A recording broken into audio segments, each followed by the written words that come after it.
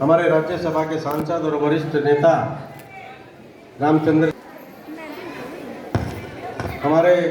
Gohana sugar mill Shrimati Shanta Jain ji,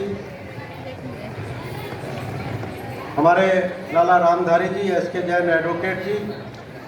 school के समाज के सभी लोगों को बहुत बहुत जो है शुभकामनाएं देता हूं, बधाई देता हूं कि हुआ है, लोकार्पण हुआ है और उसमें आधुनिक सुविधाओं से लैस बच्चों को जो है शिक्षा मिलेगी।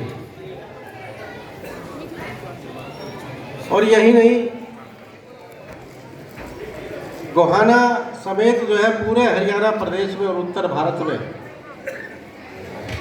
जैन समाज की बहुत सी संस्थाएं शिक्षा देने का काम कर रही हैं और शिक्षा को, स्कूल को जो है एक मंदिर के रूप में जाना जाता है और वही होता है जहां पर शिक्षा के साथ साथ जो है संस्कार दिए जाए। मैं बहुत से अपने साथियों को जानता हूं जो जैन समाज से ताल्लुक नहीं रखते, लेकिन जब मैं उनके जीवन शैली को देखता हूं, उनके संस्कारों को देखता हूं, तो मैं पूछ लेता हूं कि आपने शिक्षा कहां से ग्रहण की, प्रारंभिक शिक्षा। तो वो कहते हैं कि मैं अम्बाला के जैन स्कूल से पढ़ा था, मैं रहतब के जैन स्कूल से पढ़ा था और वही संस्कार जो है आज भी हमारे अंदर है। इस बात के लिए हमें गर्व होता है। और सबसे बड़ी बात यह है कि जिस तरह से आज आधुनिकता का दौर है, उसके अंदर तो बच्चों के अंदर जो है संस्कारों की बहुत आवश्यकता है। आप देख सकते हैं कि विदेशों के बहुत से कंट्रीज हैं, चाहे अमेरिका हो, जापान हो, जर्मनी हो, 21वीं सदी में जा रहे हैं,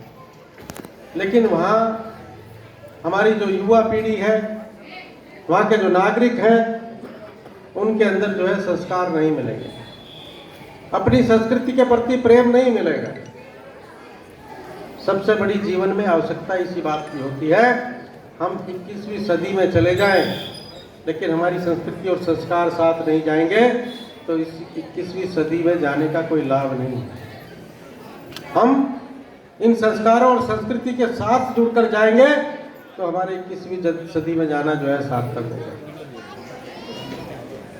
और मैं यही नहीं,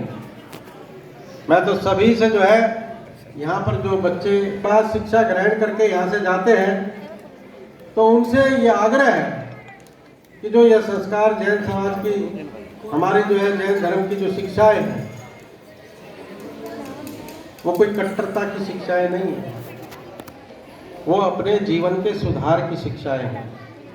हमने जीवन को कैसे जीना है उसकी शिक्षा है।